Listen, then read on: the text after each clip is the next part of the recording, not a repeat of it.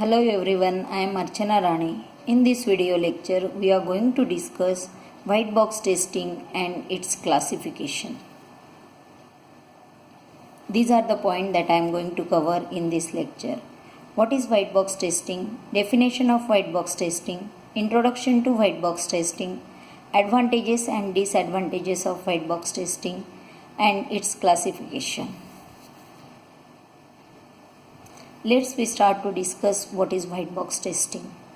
White box testing, actually this is one technique of testing. This technique, a technique or we may call it is a method of software testing. This method or the technique tests the internal structure or the working of the system. In this technique, how to check the internal structure?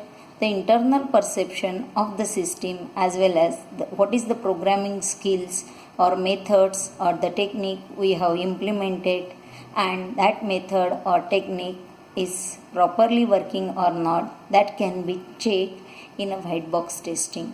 For that, it helps to design the test cases. This technique helps to examine the functionality of the code and testing of the program code. That's why this technique is called as the clear box testing, glass box testing, or sometimes open box testing also.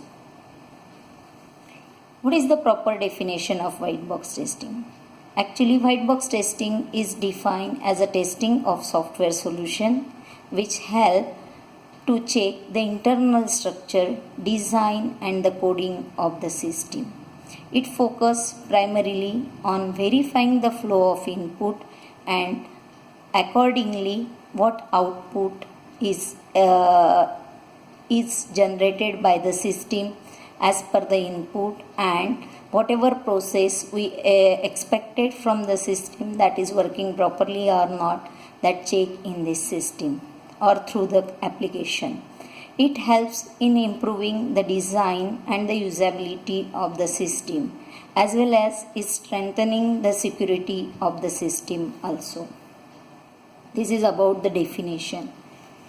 Let's we discuss the details about the white box testing. That is the introduction.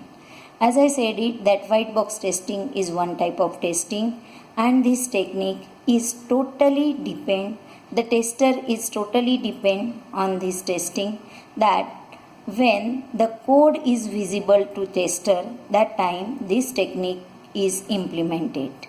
Whereas this technique is based on the inner working of an application and its resolve around the internal testing. That means whatever methodology to design for the test cases we have implemented, that can be checked by the tester, that can be tested by the tester by using the control structure of the application.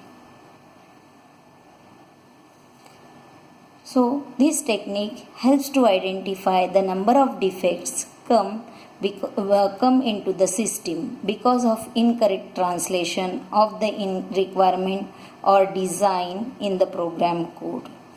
This program code represents what the product actually does, instead of what are the internal methodology we had implemented, that is totally checked it. But the product, we are not checking that the product is intended in a future or what we have planned it. As per the requirement, get it from the user, how the developer has implemented that requirement or the design, that can be tested in this technique. And this technique is looking the program code only and get closer to what the product is actually doing. That means the overall working of the system. Let's we discuss what are the advantages of white box testing. The advantages of white box testing, first advantage is very important, that is code optimization by finding the hidden error at the early stage. White box test cases can be easily automated. By using some automated tool, we can easily check or implement the white box testing on a system. The testing is more thoroughly as all the code paths are usually covered.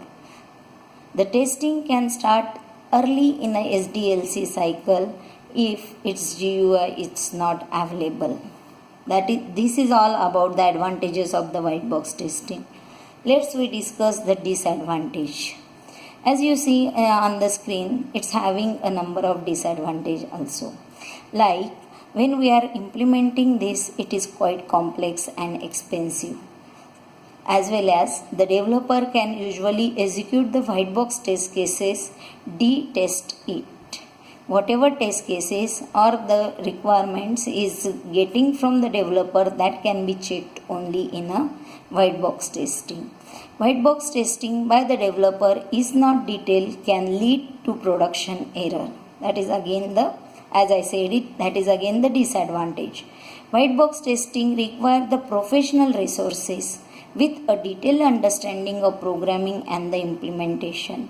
If the tester is not having the knowledge about the programming or the development, then it may not check properly. The tester may not check properly the system. That is again the disadvantage.